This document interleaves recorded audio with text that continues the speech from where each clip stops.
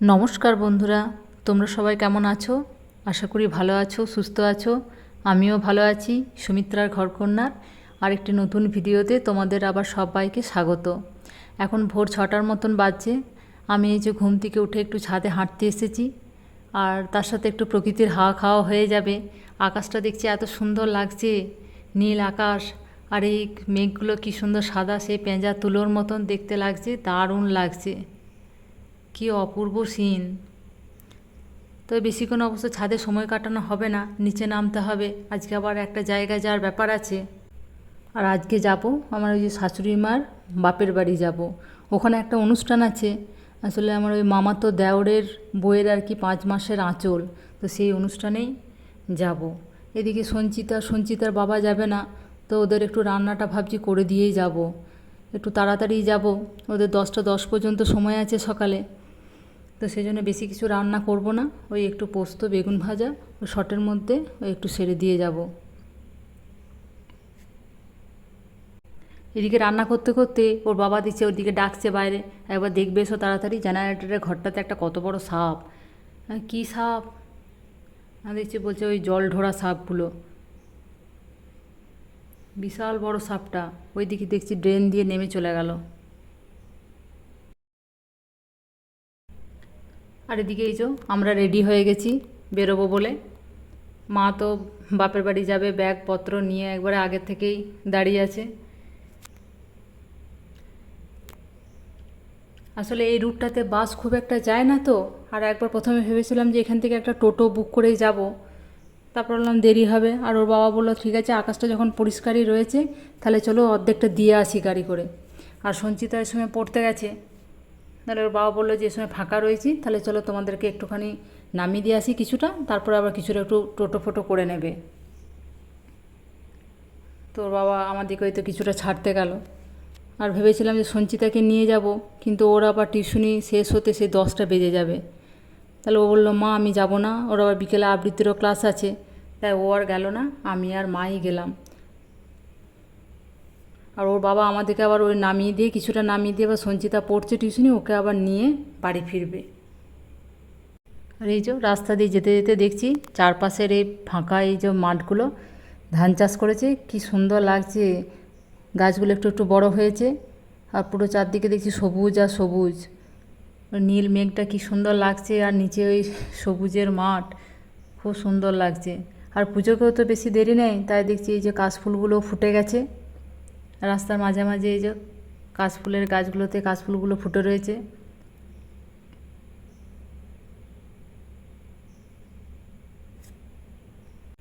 আমরা অবশ্য বাবার গাড়ি থেকে এবারে নেমে পড়েছি, আর এই মামাবাড়ি যাওয়ার জন্য এবারে এই যে গ্রামের রাস্তাতে আমরা টোটো ধরে নিয়েছি, টোটো করে যাচ্ছি। তো সেই গ্রামের ভেতরে এই যে এই মাঠগুলো সব চারদিকে দেখছি, রাস্তার এপাশে ওপাশে কি সুন্দর সবুজ পাড়া, সবুজ আর সবুজ লাগছে, মনে হচ্ছে না কোনো ভেলভেটের চাদর বিছিয়ে দিয়েছে। আর রাস্তাটা এত বাজে, এই গ্রামের এই ভেতরে রাস্তাটা দেখছি শুধু টোটোটা এদিক সেদিক হেলতে তুলতে যাচ্ছে।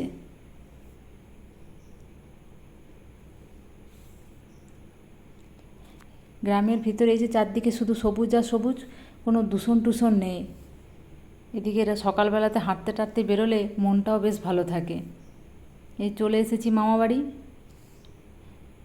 এই যে পৌঁছে গেছি। ওটা আমার মেজো মামা শ্বশুর, আর এটা আমার বড় মামি শাশুড়ি। এই যে আমাদেরকে নিয়ে যাচ্ছে মেজো মামার বাড়িতে। আর এই যে আমার মামা তো এই যে দেওর, এরই বইয়ের আজকে ওই আঁচলের অনুষ্ঠান হবে। মেজো মামার ঘরে কিছুক্ষণ কাটিয়ে ওই যে মা নিয়ে যাচ্ছে বড় মামার বাড়িতে।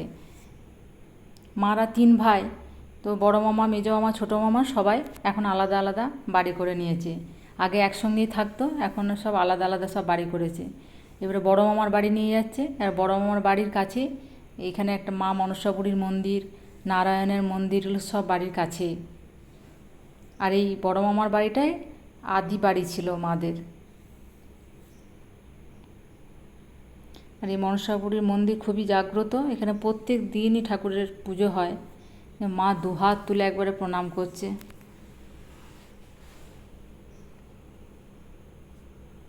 আমারও প্রণামটা সারা হয়ে গেল।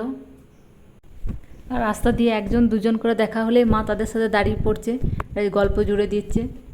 আর আসলে অনেক দিন পর এসেছে, অনেক দিন বলবো না, এই 1-2-1.5 বছর হতে চললো, মাও আসেনি, অনেক দিন দেখেনি তো, আসবো আসবোই করে, আসা আর হয় না। আর এটা অনুষ্ঠান ধরো যেতেই হবে যখন, সেই করেই আসা হলো আর কি।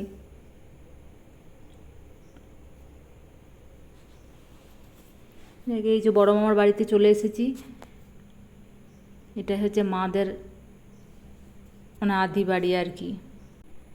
আর এই যে এই আদি বাড়িটাতে এখন বড় মামাই থাকে, বাকি ওই যে 2 মামা, মেজো মামা, ছোটো মামা, ওরা দুজনেতে আলাদা আলাদা বাড়ি করে নিয়েছে। আর মামা দেখছি এখন অনেক গাছও লাগিয়েছে, গোলাপ গাছ, ঝিঙে গাছ, আর গোলাপ ফুলটা কি সুন্দর কালারটা, চুনে হলুদ টাইপের। আর মামা এই যে যার সঙ্গে সঙ্গে একটা ফটো বার করে দেখাচ্ছে, আলমারিতে একটু গুছিয়ে রেখে দিচ্ছে একটি ফটো, যে দেখো তো বৌমা চিনতে পারো কি না। ও সঞ্চিতার বাবা ছোটোবেলাকার ফটো, ওর বাবা আর ছোটো পিসু। মামা এই ফটোটা বেশ যত্ন করেই রেখে দিয়েছে, বলছে যে বলবে ভাগনাকে, না হ্যাঁ সে তো বলবোই, সঞ্চিতাকেও বলবো যে দেখ তোর বাবার একটা ছোটোবেলাকার ফটো দেখে এলাম, কি সুন্দর শান্ত শিষ্ট হয়ে বসে আছে।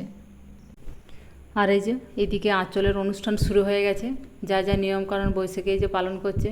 আর ওকে বেচারা একটা বেনারসিও পরতে হয়েছে, প্রচণ্ড গরম, সেই গরমে আবার বেনারসি পরা কী যে কষ্ট ওই বুঝছে, কিন্তু উপায় নেই বলে না, এগুলো বেনারসি পরে নাকি করতে হয়।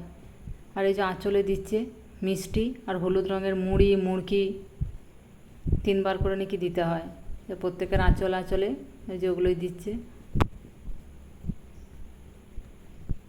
আর ওইদিকে ওই যে সঞ্চিতা পড়ে বাড়ি চলে এসেছে, আর ওই বাড়ি থেকে আমাকে ফোন করছে, মা তুমি এখন কি করছো আর কি করছো, ও বারবার ফোন করে খোঁজ নিচ্ছে, মা তুমি এখন কি করছো ওখানে। মোটামুটি ওইদিকের কাজ হয়ে গেছে, এবারে সবাই মিলে একসঙ্গে জড়ো হয়েছি তো, এবার একটু গল্প হচ্ছে। আর এদিকে আমাদের দুপুরে খাওয়া হয়ে গেছে, এই যে শুয়ে আছি, শুয়ে থাকবে একটুখানি বিশ্রাম নিচ্ছি, কারণ বিকালে আবার বেরিয়ে পড়বো, মা আজকে থাকবে আর আমি বাড়ি ফিরে যাব। আর এই যে বড় আমার বৌমা প্রিয়াঙ্কার আমি একসঙ্গেই যাব, এদের গ্রামে একটা 3:15 বাস আছে, সেই বাসটাতেই যাব। এই যে বাড়ি পৌঁছে গেছি, আমার ভিডিওটা তাহলে আজকে এখানেই শেষ করছি। সবাই ভালো থাকবে, সুস্থ থাকবে, আর ভিডিওটি ভালো লাগলে অবশ্যই লাইক, কমেন্ট ও শেয়ার করবে। নতুন একটি ভিডিওতে খুব শীঘ্রই দেখা হবে, চ্যানেলটি প্লিজ সাবস্ক্রাইব করবে।